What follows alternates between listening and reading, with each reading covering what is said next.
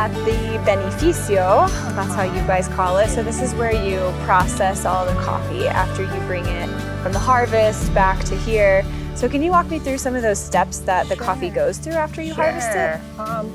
Well, you will see it is received up here, and it comes down and the machine depulps and selects the coffee. Okay. And then the most important part, I guess, it's the fermentation. Yeah. So in many places they do a dry fermentation, which is great, but for us we use a wet fermentation under water. Okay. We keep the coffee in water and it gets a slow fermentation, and that works best for us. Okay. Because with a dry fermentation, sometimes the coffee's ready at 2 or 3 in the morning, and we have had a lot of problems when the miller stays asleep, so the coffee would get ruined. So in water, so we don't have those problems. Okay. But it really has, it's used a lot in Kenya, in Africa.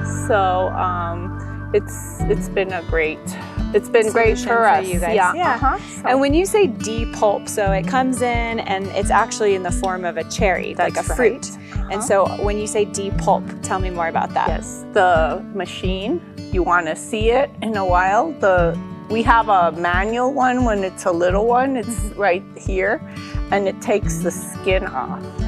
Okay. The red skin. Off of, so then you're left with that seed, which is actually what the coffee is. And that is what gets fermented with the sugars that ferment there.